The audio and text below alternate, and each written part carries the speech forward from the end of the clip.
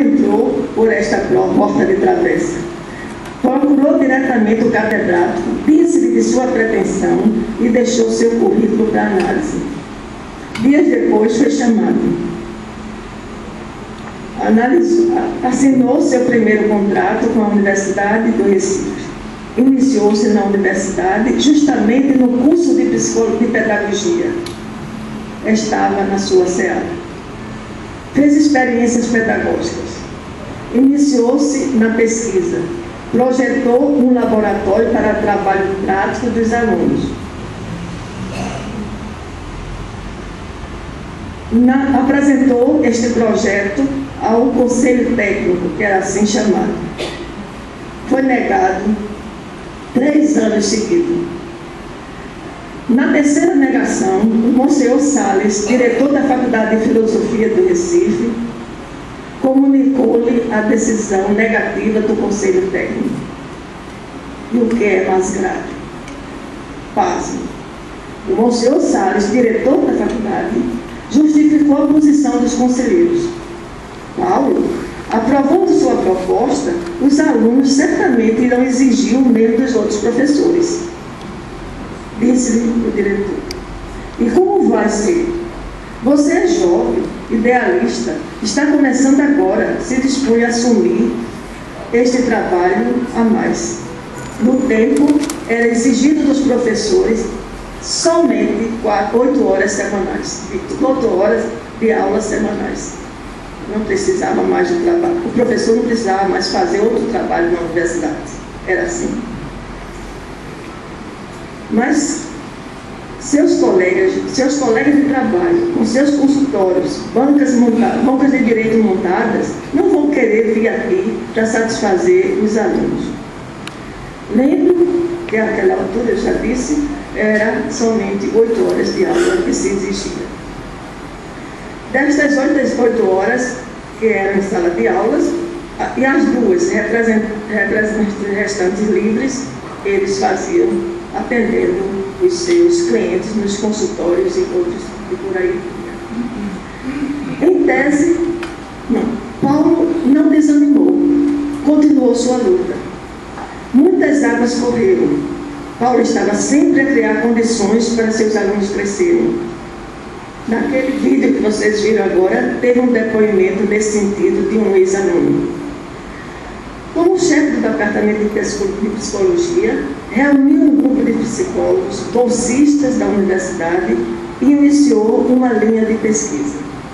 Paulo Miranda, então diretor do Centro de Filosofia e Ciências Humanas, um dia lhe disse: quando você estiver morrendo, terá milhares de ideias novas.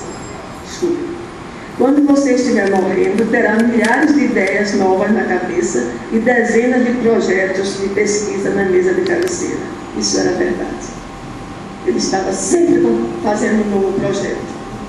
Agora dá um pulo no tempo e nos fatos. Estamos na década de 60. O acaso o ajudou muito. Lecionando também na Escola de Belas Artes, encontrava-se 2 vezes por semana com o reitor João Alfredo. Ali eram 2 professores que se encontravam 2 vezes por semana em igualdade de condições. Um dia, o professor João Alfredo saiu da sala onde tinha ministrado sua aula e Paulo aguardava sua vez para entrar nesta mesma sala. Dr. João Alfredo lhe perguntou, cumprimentando: e aí, Paulo, como vai a psicologia? Ele ensinava a psicologia da adolescência aos alunos do professorado de desenho. Assim, Paulo me contou sua conversa com o reitor. Vai muito mal. O reitor respondeu: mas por quê? Isto é coisa que só o reitor pode responder, não eu. Não sei de quem é a culpa, se é sua ou de quem é, mas que vai mal, vai. Me disse ele depois: Argentina, pensei rapidamente. Não podia perder essa oportunidade. Falei claramente ao reitor. Sabia que ia perder uma aula, mas arriscaria, talvez fosse melhor para os alunos perder aquela aula. experiência vivida na FAFIPinha e as negações do Conselho Técnico. Já era o fim do ano letivo e o reitor acrescentou: procure Milton Maia, nesse tempo diretor da Escola de Engenharia, e ele está coordenando uma comissão para estudar a reforma das universidades. E faça mais um projeto e me traga em mãos. Assim disse o reitor. Paulo me disse assim: cesteiro que faz um cesto, faz um centro. Então já tinha feito tantos projetos, elaborou mais um, do que veio a ser hoje, naquele tempo, Instituto de Ciências do Homem, e agora Centro de Filosofia e Ciências Humanas. Foi essa a sua origem. Convidou alguns professores da área das ciências humanas e apresentou o projeto. Discutiram, acrescentaram, modificaram. Por fim, o projeto foi entregue ao professor João Alfredo. Este, ao receber, disse: tudo bem, só me venha dar dor de cabeça em janeiro. E assim foi. Ao procurar em janeiro, o reitor perguntou: o que ele traz aqui, Paulo? Ao que ele respondeu: vim lhe dar dor de cabeça. O reitor puxou a gaveta e tirou o orçamento da universidade para aquele ano e disse: leia. Estava grifado no orçamento 10 mil, não me lembro mais se reais ou cruzeiro, uma dessas moedas daqui do Brasil, para a instalação do Instituto de Ciências do Homem. A história da implantação e início fica para conversar em outra oportunidade. Só lhes digo que foi de muito trabalho e empolgação. Conversando com um e com outro professor, com aquele seu jeito particular de fazer, Paulo Rosa foi conquistando professores para comprar o quadro do Instituto. Todos os professores passaram a dedicar um expediente ao Instituto de Ciências do Homem, por livre e espontânea vontade, sem receber nada a mais do que o seu salário de professor. Assim foi fundado o Instituto de Ciências do Homem, o qual funcionou na cozinha do restaurante desta universidade, até que o golpe o paralisou.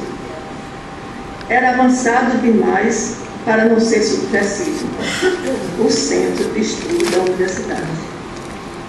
E o Centro de Filosofia e Ciências Humanas está aí para provar àqueles que fizeram golpe que a história é muito diferente. Só lhes vou contar 2 episódios deste tempo. Paulo, como diretor do Instituto, foi convocado para comparecer a um encontro da universidade com a missão da Unesco. Silvia está aí, eu já vi, ela deve se lembrar disso. Esta missão se apresentava como podendo financiar projetos. Paulo convidou os chefes da divisão do Instituto para, com ele, participar da missão, da reunião, desculpa. Isto já causou um mal-estar entre os outros diretores que não se fizeram acompanhar por seus pares. Inicialmente, o presidente da missão esclareceu o objetivo desta e acrescentou que tiveram 2 anos para preparar aquela viagem. Detalhou as exigências para se participar daquele projeto. Falou das suas expectativas. Detalhou as exigências para os projetos que os professores poderiam apresentar. Finalmente, acrescentou que os professores teriam os centros, os institutos,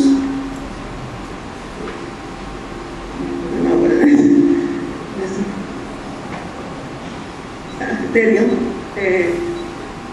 um pouco mais de uma semana para preparar o projeto. Todos os presentes ficaram calados. Fez-se um silêncio sepulcral. Paulo Rosas pediu a palavra e falou mais uma vez assim: admiro que os senhores tiveram 2 anos preparando esta viagem e nos deem tão exíguo tempo para prepararmos um projeto tão complexo e detalhado. Segundo Paulo, foi um burburinho. Lembre-se que naquele tempo não tínhamos internet.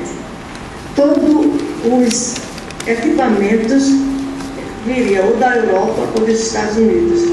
Tinha-se que se procurar descobrir os equipamentos e os preços para poder fazer o projeto.